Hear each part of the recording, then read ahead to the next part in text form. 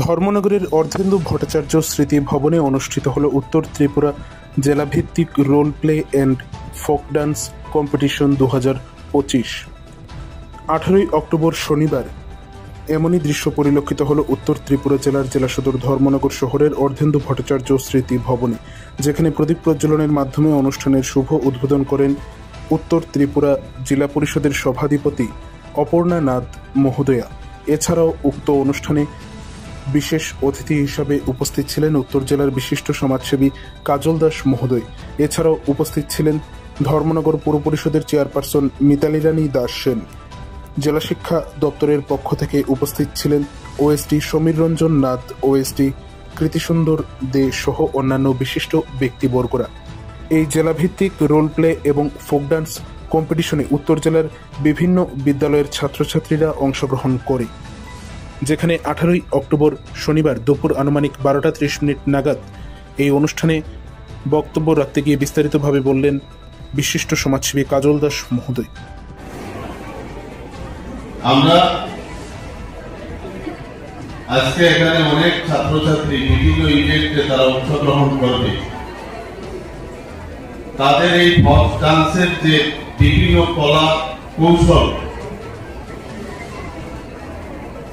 তাদের সর্বোচ্চ কৃতিত্বের একটা উন্মেষণ, অর্থাৎ আগামী দিন এই ফোক ডান্স কম্পিটিশনের মাধ্যমে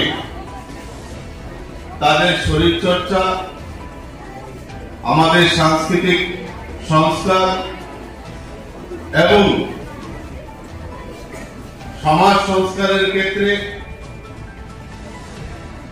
আমাদের মধ্যে যে অন্তর্নিহিত অন্তরের মধ্যে একটা কুচক্রান্ত বা একটা অভ্যাস, সেটাকে জেনে ফেলে দেওয়ার একটা সুষ্ঠু প্রয়াস, সেটাকে আমরা আজকে অনুষ্ঠানের মাধ্যমে হোক, আমাদের স্কুল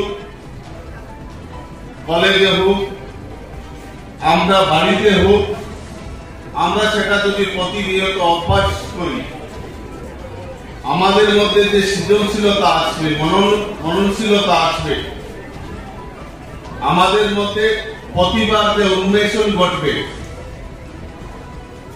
সেটা হচ্ছে সর্বোচ্চ প্ল্যাটফর্ম। সেখানে আজকে সেটা কম্পিটিশনে আমরা অংশগ্রহণ করছি, যারা ছাত্রছাত্রী ভাই ও বোনেরা। বিশ্বাস এই প্রোগ্রামে যারা অংশগ্রহণ করবে, এক থাকি আর, অর্থাৎ একজন ছাত্র থেকে আরো একজন ছাত্র, তাদের কলা কৌশলতা, তাদের মননশীলতা, একাগ্রতা পরিস্ফুটিত হবে এই কম্পিটিশনের মাধ্যমে।